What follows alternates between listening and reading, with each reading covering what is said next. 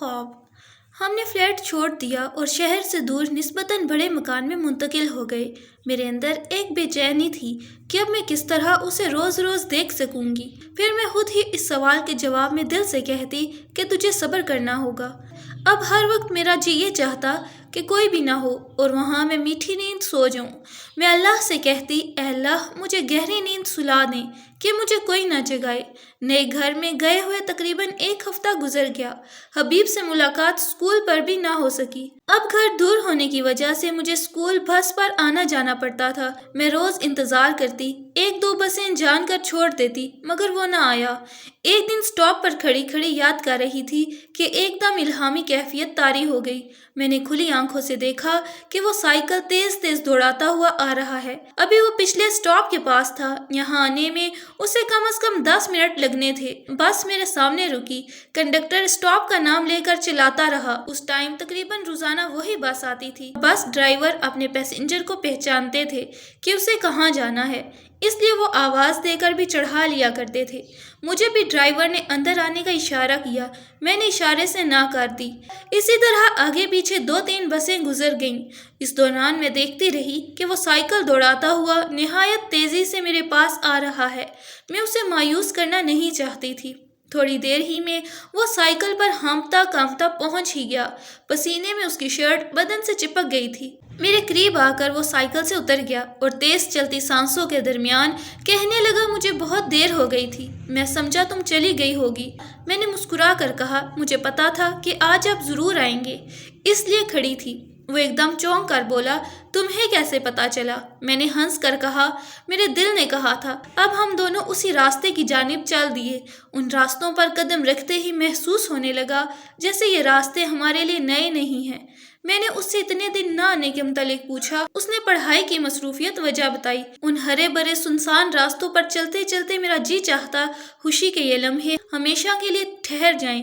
میں ان لمحوں میں بھی اللہ کو کبھی نہیں بھولی۔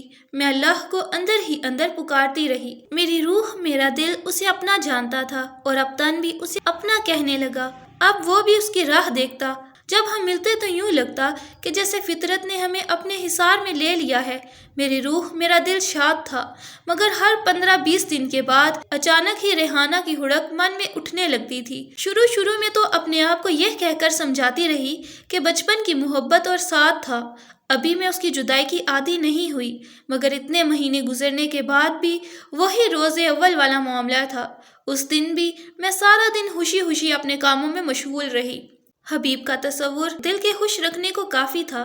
شام گہری ہوتی تو اچانک ریحانہ کا خیال آ جاتا، وہ اس وقت کیا کر رہی ہوگی، اور اس کے ساتھ ہی دل نے بے شمار سوالات کر ڈالے۔ اسے بچپن کا زمانہ یاد بھی آتا ہوگا، اس کا شوہر اسے بہت محبت کرتا ہوگا، پھر وہی دل کا تقاضا کہ ایک نظر دیکھ لوں، یہاں تک کہ اس تقاضے میں رات ہو گئی اور پھر بڑی مشکل سے میں نے اپنے دل کو سمجھایا اور اس کے لیے دعا کی کہ اللہ پاک اسے زندگی کی اور آخرت کی بھرپور خوشیاں عطا فرما۔ جب اس خیال کی گہرائی سے نکلی تو میں نے بڑی سنجیدگی سے اس پر غور کیا کہ آخر کیا وجہ ہے کہ ہر تھوڑے دنوں بعد میری یہ حالت ہو جاتی ہے، اور جب میں اس حالت سے باہر نکلتی ہوں تو اس کے متعلق اتنا سوچتی بھی نہیں۔ میں اپنے کاموں میں مگن ہو جاتی ہوں اور ریحانہ کو تو یاد بھی نہیں کرتی کہ ایسی حالت ہو۔ پھر ایسا کیوں ہوتا ہے؟ تب سوچنے پر میرے ذہن میں یہ بات آئی کہ اللہ چاہتا ہے کہ میں اسے یاد کر کے اس کے لیے دعا کرتی رہوں، کیونکہ آخر میں نے اسے دوست کہا تھا۔ دوستی کا تقاضا بھی تو نبھانا ہے۔ دنیا میں بچھڑنے سے دوستی ختم تو نہیں ہو جاتی، ارے روحیں تو مرنے کے بعد بھی ملتی ہیں۔ ضرور اللہ نے میری دعا قبول کر لی اور ضرور ہماری دوستی مرنے کے بعد بھی قائم رہنے والی ہے۔ میں نے اللہ کا شکر ادا کیا۔ مجھے اللہ کی مہربانی کا بڑی شدت سے احساس ہوا۔ بچپن سے ہی اپنی امی سے یہ سنتی آئی تھی کہ اللہ سے جو مانگو وہ دیتا ہے، بس اللہ سے سب کی بھلائی کی دعا کرنی چاہیے۔ میرے دل میں یہ بات بالکل پکے یقین کے ساتھ بیٹھ گئی کہ اللہ سے جو مانگو کہ اللہ سے جو مانگو وہ مل جاتا ہے اور مرنے سے پہلے آدمی کی ہر خواہش اللہ پوری کر دیتا ہے۔ ان دنوں جو سب سے زیادہ دل کی خواہشات تھیں وہ یہ کہ سب سے پہلے تو اللہ میاں کو اچھی طرح دیکھ لوں۔ اللہ نے جس کی محبت دل میں ڈال دی ہے تو دنیا اور آخرت میں اس کا ساتھ عطا کرنا، اور ریحانہ کا ساتھ بھی آخرت میں دینا، کیونکہ انسان کو دوست کی ضرورت تو ہوتی ہی ہے۔ میں نے دوستی کے لیے ریحانہ کو چن لیا ہے۔ میں بس یہی تینوں خواہشات اللہ سے کرتی اور اسی کی دعا مانگتی۔ اکثر میں سوچتی کب یہ زندگی گزرے گی، کب وہ دن آئے گا جس دن میں مروں گی اور غیب میں داخل ہو جاؤں گی، اور اللہ میاں سے دعا کرتی، اللہ میاں میں بوڑھی ہونا نہیں چاہتی ہوں، کافی دیر زندہ رہنا نہیں چاہتی، آپ سے ملنے کے لیے اور غیب کی دنیا کو دیکھنے کے لیے اتنا لمبا انتظار کیسے کروں گی؟ 15-16 سال کی عمر میں آئندہ زندگی بڑی لمبی دکھائی دیتی۔ میں دل میں کئی مرتبہ زندگی مختصر ہونے کی دعا کرتی۔ میرے اندر کی شمامہ اپنی دنیا میں مگن تھی، باہر کی شمامہ اپنی دنیا میں۔ کہاں اندر مرنے کا اتنا اشتیاق اور کہاں باہر زندگی کے ہر کام میں بھرپور حصہ لینا۔ دونوں روحوں میں زندگی اپنی پوری رفتار سے گزر رہی تھی۔ مجھے گھر ہستی کے ہر کام کا شوق تھا۔ اگر نہ بھی ہوتا تو امی بخشتی کب؟ وہ تو یہی چاہتی تھیں کہ ان کی بیٹیاں علم و ہنر میں ساری دنیا سے بہتر ہوں۔ ہر کام بڑی بہن چھوٹی بہنوں کو سکھایا کرتیں۔ بڑوں کے لیے امی کا یہ حکم تھا کہ اسکول میں، پڑوس میں، بازار میں، جہاں بھی تم کو کوئی چیز اچھی لگے تو فوراً گھر آ کر اس کی کاپی کرو۔ اس طرح ہم لوگ سلائی کڑھائی، بنائی، کھانا پکانا، غرض کے سب کچھ سیکھ گئیں۔ اس کے ساتھ ہی بڑے بھائی اور بہن کو ڈرائنگ اور آرٹ سے بھی دلچسپی تھی، ان سے میں نے بھی سیکھی اور خالی وقت میں شوقیہ تصویریں بھی بنا لیا کرتی تھی۔ غرض کہ اس زمانے کا کوئی بھی ہنر ایسا نہ تھا جو ہم نے نہ سیکھا ہو۔ بس مجھے روٹی پکانا بہت دوبر لگتا تھا۔ سالن، پلاؤ اور اچھی چیزیں پکا لیا کرتی تھی، مگر روٹی پکانے میں جان نکلتی تھی۔ مجھ سے چھوٹی بہن بڑی باریک چپاتیاں بناتی۔ جب میری باری آتی تو میں اس کی منتیں کرتی تھی۔ میری امی بھی اس معاملے میں بڑی سخت تھیں۔ وہ کہتی تھیں کہ ہر لڑکی سب کچھ کام کرے تاکہ ہر کام سیکھ لے۔ امی کا ایسا روب تھا کہ کچھ کہہ نہ سکتے تھے، مگر میں چپکے اس کی منتیں کرتی رہتی۔ بہن، آج تم روٹی پکا دو، کل میں تمہارے حصے کا کام کر دوں گی۔ کبھی تو یہ سن لیتی تھی اور کبھی کہہ دیتی تھی کہ امی کو بتا دوں گی کہ بیاپا روٹی نہیں پکا رہی۔ پھر چاروں ناچار خود ہی پکانا پڑتا تھا۔ سکینہ نے ان دنوں کہیں سے مشین ایمبرائڈری سیکھ لی تھی۔ اس کی سلائی بھی بہت اچھی تھی۔ ہم دونوں بڑے اچھے کپڑے سیتے اور جب پہن کر اسکول جاتے تو سب لڑکیاں تعریف کرتی تو اور بھی خوشی ہوتی۔ کراچی میں فیشن بھی بڑی تیزی سے بدل جاتا ہے۔ ہر نیا فیشن ہم دوسرے ہی دن کاپی کر لیتی۔ ہماری اچھی سلائی کڑھائی پر امی بھی بہت خوش ہوتی تھیں۔ نئے فیشن کو اپنانے سے انہوں نے کبھی ہمیں نہیں روکا، مگر ساتھ ذہنی تعلیم پر بھی پوری توجہ دلائی۔ ہم سب بہن بھائی روزے رکھنے کے بڑے شوقین تھے۔ رمضان کے مہینے میں ہمارے یہاں بڑا خوبصورت ماحول ہوتا، سب لوگ پورے روزے رکھتے۔ ابا قرآن با ترجمہ پڑھتے اور ہمیں بھی اس کی تلقین کرتے اور قرآن کی ہدایتوں پر عمل کرنے کی نصیحت کرتے۔ ایک دفعہ ابا قرآن پڑھ رہے تھے، اس میں شیطان کا تذکرہ تھا۔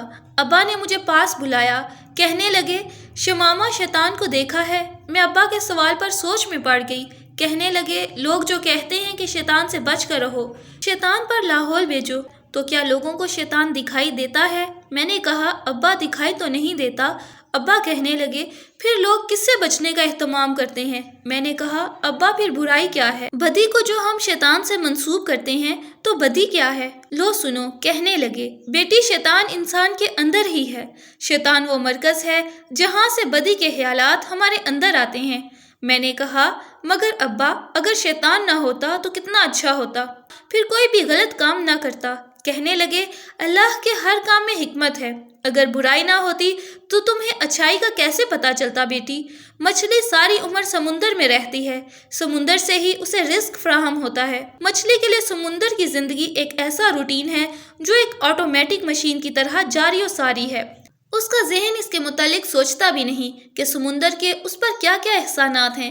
جیسے ہم ہر وقت سانس لیتے ہیں، ہمارا دل ہر وقت دھڑکتا ہے، ہمارا ذہن کبھی اس طرف نہیں جاتا، مگر اس وقت جاتا ہے جب سانس لینے میں دشواری ہوتی ہے، دل کی دھڑکن میں کوئی رکاوٹ آ جاتی ہے، تب ہمیں صحیح عمل کا پتہ چلتا ہے۔ اسی طرح جب مچھلی سمندر سے باہر نکلتی ہے تو سمندر کی عنایات کا اسے احساس ہوتا ہے۔ ان دنوں میرا شدت سے جی چاہتا کاش میں جنگل میں نکل جاتی، فطرت سے قریب رہ کر اپنے رب کو تلاش کرتی۔ تقریباً 3 سال پہلے بھی جب ہم فلیٹ میں رہتے تھے تو میرے اوپر یہی خوف چھایا رہتا تھا۔ اس لحاظ سے تو مجھے اپنی لڑکی ہونے پر بھی افسوس ہوتا تھا۔ بس میرا جی چاہتا کہ جنگل میں نکل جاؤں جہاں بہت سے پرندے ہوں، ان کے ساتھ میں بھی اڑتی رہوں۔ بار بار میری نظر آسمان پر جاتی، چڑیوں کو آزادی کے ساتھ اڑتے دیکھ کر میرے دل میں ایک ہوک سی اٹھتی۔ دل ان سے باتیں کرنے لگتا، اے چڑیوں، تم کتنی خوش نصیب ہو، جب جی چاہتا ہے، جہاں جی چاہتا ہے اڑ کے پہنچ جاتی ہو۔ کاش میں لڑکا ہوتی تو کسی جنگل میں جا کر پرندوں کے ساتھ آزادی سے رہتی اور اللہ کے تصور میں کسی پیڑ کی چھاؤں میں بیٹھی رہتی۔ وہاں میرے کاموں میں کوئی مہل نہ ہوتا۔ کاش ایسا ہوتا۔ آخر میری زندگی کا کوئی تو مقصد ہوگا۔ میں بے مقصد زندگی نہیں چاہتی۔ میری زندگی کا مقصد بتا دیجئے، میں کسی سے نہیں پوچھوں گی۔ حبیب نے ایک دن بتایا کہ وہ کسی رشتہ دار کے پاس 1 ماہ کے لیے لاہور جا رہے ہیں۔ میرے دل کو دھچکا سا لگا۔ 1 ماہ تک میں اسے نہ دیکھ سکوں گی، لیکن میرے دل نے ایک عزم کے ساتھ کہا، تم اتنا عرصہ نہیں رہ سکو گے، میری کشش تمہیں کھینچ لائے گی۔ 2 ہفتے گزر گئے۔ ایک رات خواب دیکھا کہ آج 21 تاریخ ہے اور وہ آ گیا ہے۔ تیسرے دن 21 تاریخ تھی۔ مجھے اپنے سچے خوابوں کا پتہ چل جاتا تھا۔ عام طور سے میں خواب ہمیشہ ہی سچے دیکھتی تھی۔ میں اس دن صبح سے ہی انتظار میں رہی۔ وہ آ گیا۔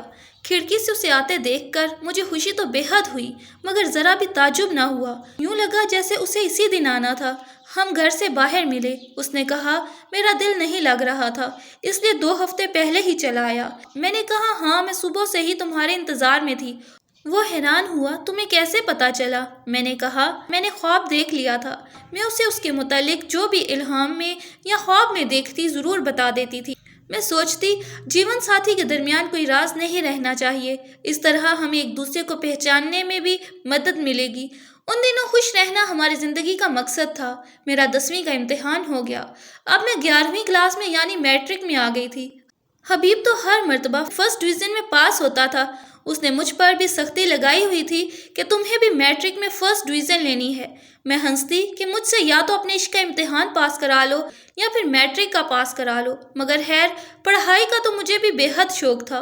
میں میٹرک کے شروع سال سے ہی روزانہ رات کو جا کر پڑھائی کرتی۔ ابھی امتحان میں 4-5 ماہ تھے کہ میں نے خواب دیکھا کہ میں اپنے گھر کی دہلیز پر اندر کی طرف کھڑی ہوں۔ میرے بڑے بھائی دہلیز پر اس طرح کھڑے ہیں کہ ان کا 1 پاؤں باہر اور 1 پاؤں دہلیز کے اندر ہے، اور اندر والا ہاتھ میں نے پکڑ رکھا ہے اور باہر والا ہاتھ چند لوگوں نے پکڑ رکھا ہے۔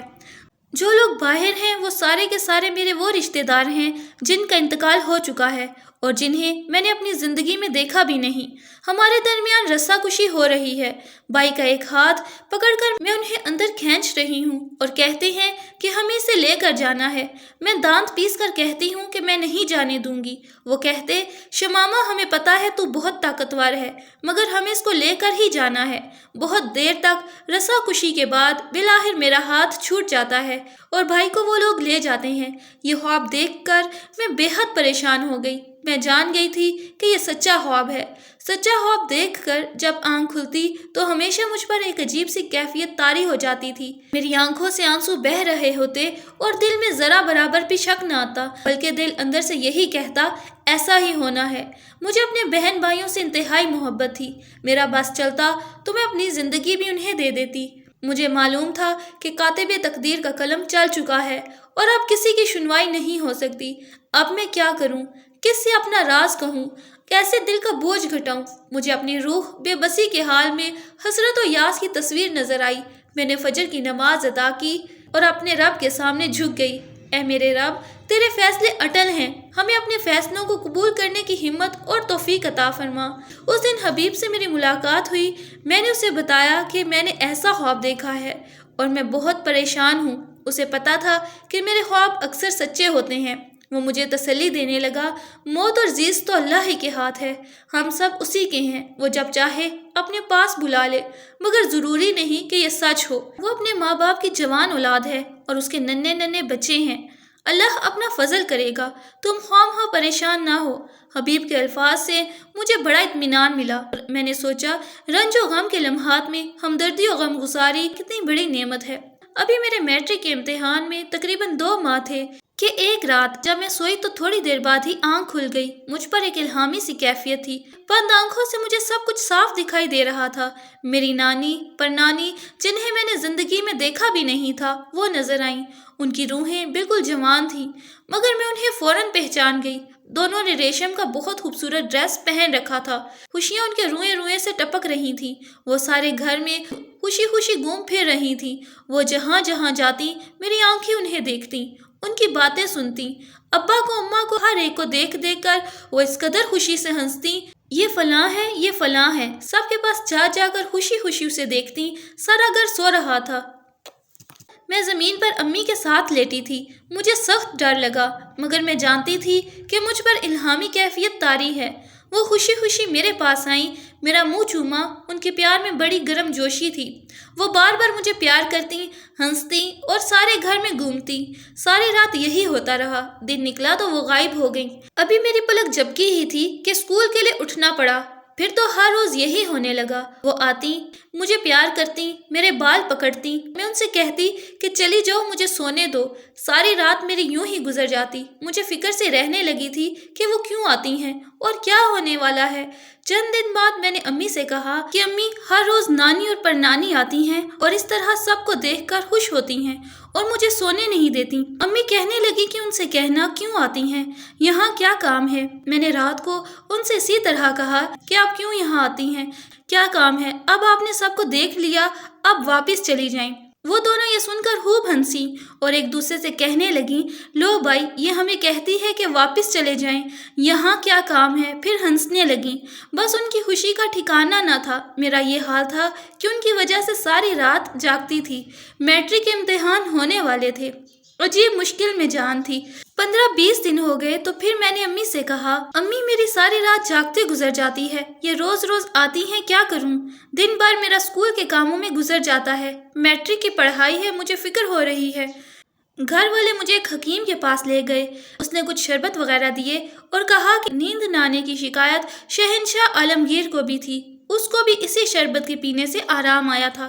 میں نے حکیم صاحب کو تو نہیں بتایا کہ رات بھر روحیں نظر آتی ہیں، صرف نیند نہ آنے کی شکایت کی تھی، مگر ہوا یہ کہ میں نے حکیم صاحب کی 2 بوتلیں شربت ختم کر ڈالی، مگر یہ شہنشاہی بیماری تو ختم نہیں ہوئی۔